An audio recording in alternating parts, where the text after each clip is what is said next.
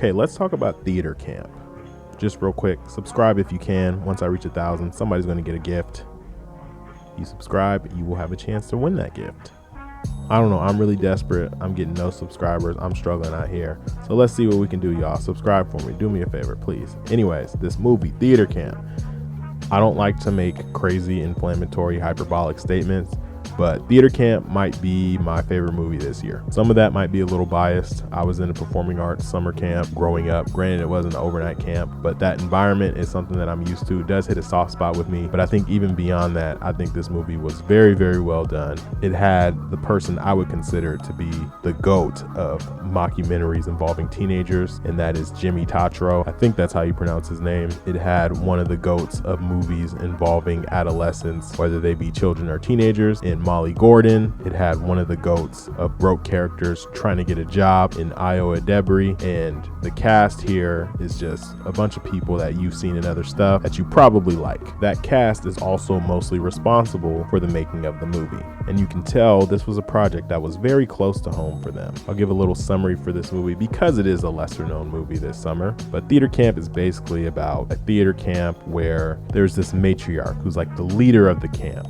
She usually runs the camp every summer. She has a seizure, goes into a coma. So her son, who's supposed to be like a YouTube influencer guru, comes in to try and take over. Hijinks ensue because basically the camp is trying to stay afloat, and you have all these people that have been there for years trying to keep the old traditions alive, even without the person who established their traditions. And then you have the son come in, and he's kind of this conflicting force of, oh, I'm trying to run the camp a certain way, and he's not used to the traditions, and all the other people are kind of pushing back like, who are you? Get out of here, we don't need you, usual stuff like that. Hijinks ensue basically. So like I said, I loved this movie. As I sat alone by myself tearing up in a movie theater on a Thursday at 12 p.m, I thought to myself, maybe this movie's kind of hitting a soft spot for me. Regardless, the movie is very funny. The adult characters all get an equal opportunity to kind of bring something to the table. It's very funny. It's not extremely predictable. You get, honestly, a pretty good soundtrack from this movie. I would even say a great soundtrack from this movie. You can tell the people involved in making it are very good at what they do. And it is kind of funny because one of the themes of the movie is like being an underfunded traditional performing arts camp that relies on,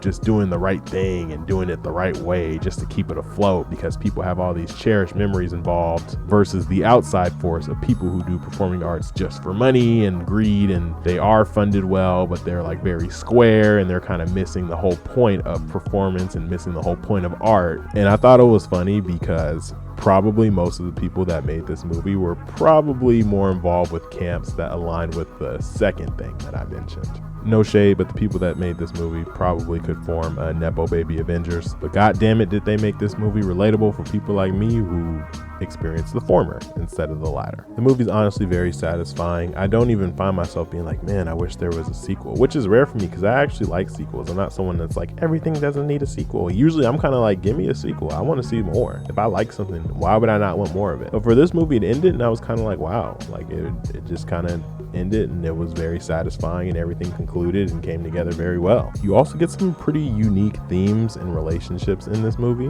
One of the main themes is like about letting go and not being able to let go of things from your past, and not even things that are bad, like being able to let go of positive experiences that you may have had and yearning for those positive experiences from the past because they've kind of kept your life together all these years. In the sphere of performance, whether it be sports or drama or music, there are a lot of people who begin training for that at a very young age. There are also people that stop doing it by the time they reach a certain age as well. It's a pretty common occurrence to peak in those spaces as a top dog in middle school or as a top dog in high school, and then you go beyond that and you either stop playing because you lose interest or you can't keep up with those that have continued and made strides in adulthood. Because of that, it's very easy to hold on to these experiences that you may have had as a middle schooler or a high schooler, and that can lead to some unhealthy habits where you not only hold back yourself but try to hold back others as well. Not to get too philosophical, but the movie handles that really well, and also kind of has a pretty unique main relationship dynamic. It's a pretty difficult task to have the main relationship of your movie be a platonic one rather than a romantic one, and still have it be compelling and have a real satisfying arc where both people involved actually learn something. A lot of the times in movies like this, it'll be like, oh, there's two best friends and they rely on each other, and then they get into a fight, and then they get back together and they missed each other and talk about how much they took each other for granted. The end, I would say this movie does better than that. The one flaw I can maybe say about this movie is the kids didn't really have that big of an impact for me. Of course, they were necessary to drive the plot, but overall, I can't really remember any of the kids' names, even though the kids were all pretty good at acting. I think there probably could have been a little bit more time for these teenage actors to really get their shine and get their moment. That being said, outside of that, I have to say see it, stream it or skip it. Definitely see. I would honestly say it's probably my favorite movie so far this year. I loved it. Very emotional, very funny. Everything you want to see in a movie, it's there. Go ahead, go see it. I'm keeping going if y'all keep going. Thanks.